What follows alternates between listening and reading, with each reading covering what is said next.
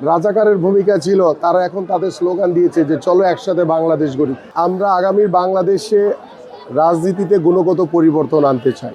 সেই গুণগত পরিবর্তন আনার জন্য আমরা এদেশের সাধারণ মানুষকে সাথে নিয়ে প্রতিটি জনগণের কাছে গিয়ে আমরা আগামীর বাংলাদেশের যে গুণগত পরিবর্তন করতে চাই সেই বার্তাটি পৌঁছে দিচ্ছি। পাশাপাশি আগামীর দেশ গড়ার যে পরিকল্পনা আমাদের মাননীয় চেয়ারম্যান জনাব তারেক রহমান করেছেন, সেই বিষয়গুলো সাধারণ মানুষের কাছে পৌঁছে দিচ্ছি।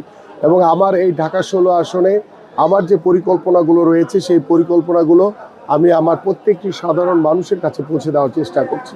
এবং আমরা স্বতঃস্ফূর্তভাবে সাধারণ মানুষের উপস্থিতিতে সাধারণ জনগণের অংশগ্রহণের মাধ্যমে আমরা আমাদের প্রচার প্রচারণা চালাচ্ছি। আলহামদুলিল্লাহ আমার এই এলাকায় ইনশাআল্লাহ প্রচার প্রচারণা নিয়ে কোনো সমস্যা নেই। কিন্তু যারা বিপক্ষ দল, যারা বিভিন্ন সময় মিথ্যাচার দিয়ে যাদের রাজনীতির স্টার্ট করেছে, যারা দেশের বিরুদ্ধে কাজ করেছে, যারা 71-এ রাজাকারের ভূমিকা ছিল, তারা এখন তাদের স্লোগান দিয়েছে যে চলো একসাথে বাংলাদেশ গড়ি। যারা বাংলাদেশ চায়নি তারা কিভাবে বলে যে বাংলাদেশ চলো একসাথে গড়ি? এটা তাদের মুখে এটা মানায় না। আর দ্বিতীয়ত হচ্ছে আমরা আমাদের জায়গা থেকে শতভাগ নিরপেক্ষভাবে আমরা আমাদের প্রচার কার্যক্রম চালাচ্ছি। বরং সবাইকে আমরা লেভেল প্লেইং ফিল্ড তৈরি করার জন্য আমরা নিজেরাই সবাইকে সহযোগিতা করছি যে গণতান্ত্রিক অধিকার, সবাই সবার জায়গা থেকে ভোট চাবে, তারা প্রচারণা চালাবে। কিন্তু তারা যে গুপ্তভাবে তারা রাতের অন্ধকারে বিভিন্ন বাসায় যায়, বিভিন্নভাবে তারা ওই বিকাশের নাম্বার নিচ্ছে, তারা রাতের অন্ধকারে গিয়ে টাকা দিচ্ছে, ঘরে ঘরে গিয়ে ভোট কেনার চেষ্টা করছে, তারা ঘরে ঘরে গিয়ে এনআইডি কার্ড দিচ্ছে।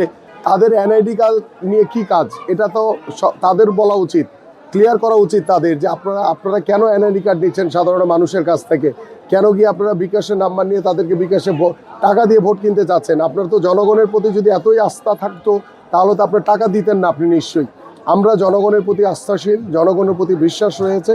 আমরা আগামী 12 তারিখ ব্যালটের মাধ্যমেই বাংলাদেশের জনগণ রায় দিবে আগামীর বাংলাদেশের সরকার এবং আগামীর যে জনগণের সরকার প্রতিষ্ঠিত হবে।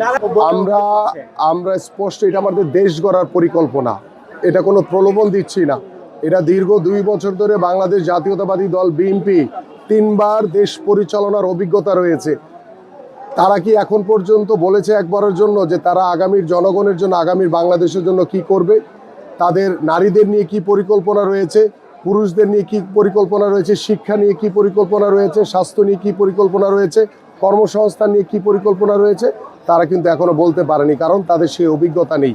তারা ধর্মকে ব্যবহার করে, ইসলামকে বিক্রি করে, ঘরে ঘরে গিয়ে জান্নাতের টিকিট বিক্রি করে তারা মনে করেছে যে ক্ষমতায় চলে আসবে।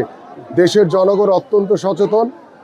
সরকার গঠন করা আর দেশ পরিচালনা করা, এটি যাদের অভিজ্ঞতা রয়েছে তারাই এই ধরনের পরিকল্পনা দিতে পারে। এবং আমাদের ফ্যামিলি কার্ডের মাধ্যমে আমরা প্রত্যেকটি ঘরে ঘরে প্রত্যেকটি নারীকে স্বাবলম্বী করতে চাই, তাদেরকে ক্ষমতায়ন করতে চাই এবং তাদের সামাজিক মর্যাদা প্রদান করতে চাই।